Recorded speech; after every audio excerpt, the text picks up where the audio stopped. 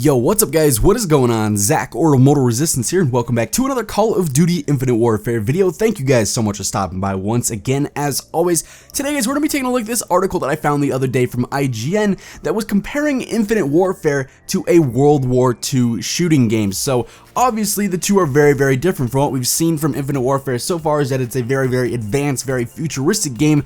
Obviously there's space warfare. That's not something that would be taking place in a World War II era. However, from E3 we actually gathered this little bit of information from IGN. I'm going to read off this article. You guys can find the full link to it down in the description below. But let's go ahead and let's take a look at this. So basically the article starts off by saying that even though Infinite Warfare is a very futuristic game and it's set far in the future, it still has the classic good versus evil story. You know, there's clearly a good side, there's clearly a bad side. The two face off against one another. The article then goes on to talk about how they use real life aspects and real life references as points in the game. So I'm going to read a little bit off of this. Like I said, you guys can find the full article down in the description below, but basically this is a quick little snippet of the article. We looked at Black Hawk Down. Minkoff, who is the design director, said, "The theme of Black Hawk Down is no soldier left behind. You fight for the guy next to you. It's about brotherhood before all else." Then we look at Saving Private Ryan. That's a very different type of story. Saving Private Ryan is about Captain Miller, who's a leader. However, his main goal is to not protect his men. It's about completing the mission no matter what. The article then goes on to explain how Infinite Warfare is sort of a mix between the two, and that it focuses on Lieutenant Reyes, who you play as in the game, and how he's promoted from just a simple grunt to actually a captain, the leader of a group. And he goes from someone who's fighting hand in hand with his brothers, making sure every man makes it, then jumping to a position where it's all about the mission, completing it no matter what. He then goes on to say Infinite Warfare really could almost be a World War II story, much like Saving Private Ryan's. The war starts with a sneak attack not like the one on Pearl Harbor, and Reyes and his crew are fighting an ostensibly evil, power-hungry foe, that being, of course, Kit Harrington from Game of Thrones, which is actually pretty cool.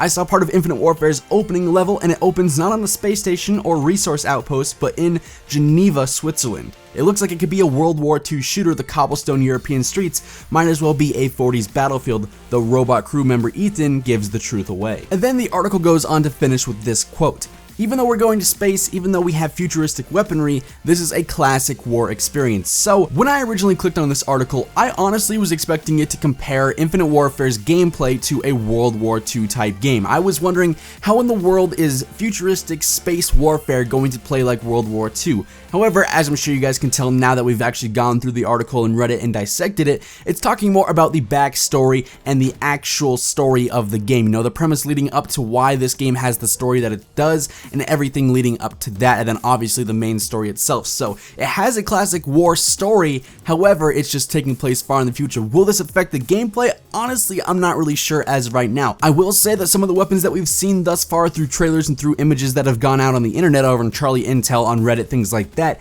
most of the weapons actually don't look that futuristic. There's something that looks like a Draken, doesn't look too futuristic. There's a weapon that we saw in the actual like spaceship assault gameplay that we got from E3. It looks a lot like an M4 from MW3. We even got some sort of SMG type weapon that looks a lot like the FMG9 from Modern Warfare 3 as well. So honestly, I'm not too sure. I feel like as we're getting closer and closer to the release of Infinite Warfare, as we get more and more gameplay, more details about the game, they're trying to put it off as a less futuristic game taking place in a futuristic environment. Maybe they're really trying to stress that the game still feels like Call of Duty. You know, it still plays like classic Call of Duty that we know and love. Obviously very similar to the Black Ops 3's movement. The weapons really aren't that advanced, aren't that futuristic, but the environment is really where the future can be seen. That's where you see the advancement of the overall game. It's all in the environment. So I'm not really sure. Let me know what you guys think of this down in the comments below. If you guys enjoyed this video, feel free to slap that like button, show your support. It is always appreciated. And of course, if you guys are brand new to the channel, feel free to subscribe on your way out as well. We are on the road to 15,000 subscribers. Of course, the name never changes. I've been Zach or Immortal Resistance. I'll catch you guys in the next video. Stay happy, stay positive, and don't forget to smile because you are never going to regret it. Peace out.